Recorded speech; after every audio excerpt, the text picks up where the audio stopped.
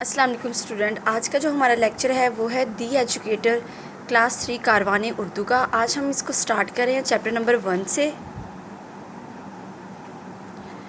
جی ہمارا جو chapter number 1 ہے حمد ہے، اس کا نیم ہے رب کا حکم مانے۔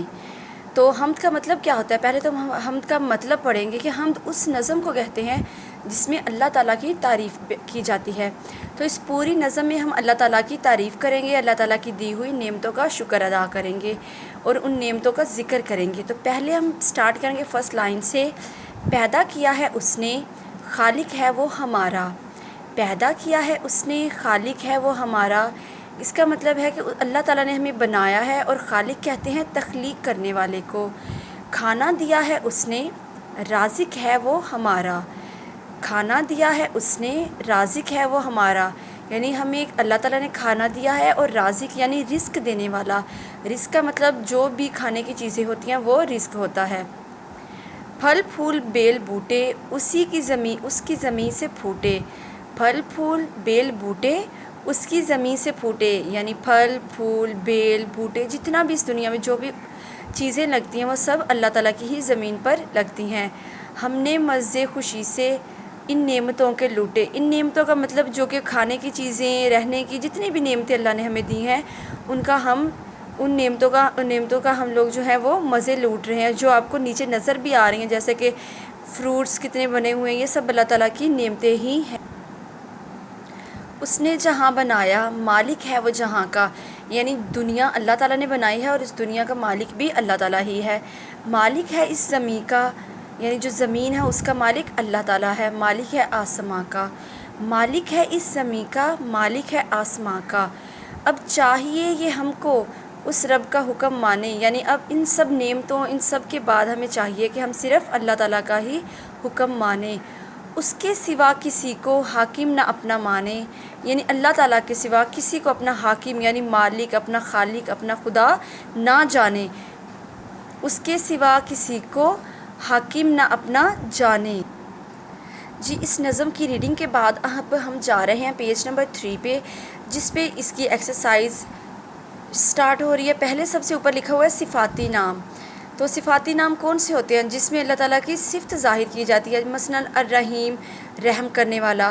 اسی طرح اس نظم سے ہم نے کچھ نئے الفاظ لیے ہیں جس کے ہم معنی پڑھیں گے۔ نئے الفاظ یعنی جو مشکل الفاظ کو بھی نئے الفاظ آج کل کی لینگویج میں کہا جاتا ہے۔ تو سب سے پہلے ہے خالق۔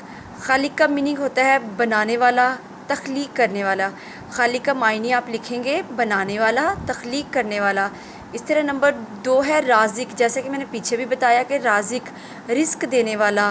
بوٹے پودے۔ حاکم، حاکم ہم کہتے ہیں آقا، مالک، ٹھیک ہے۔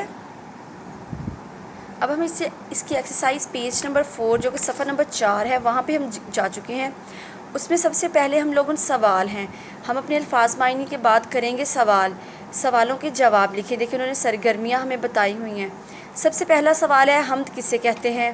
سوال نمبر 2 ہے نظم میں اللہ تعالیٰ کے 4 صفاتی نام ڈھونڈ کر لکھیں۔ اس طرح سوال نمبر 3 ہے نظم میں دیے گئے صفاتی ناموں کے علاوہ اللہ تعالیٰ کے 3 صفاتی نام، یعنی نظم کے اندر سے نہیں دیکھنے، ہم نے خود سے اللہ تعالیٰ کے صفاتی نام جو ہیں وہ لکھنے ہیں۔ اللہ تعالیٰ کی دی ہوئی 5 نعمتوں کے نام لکھے اور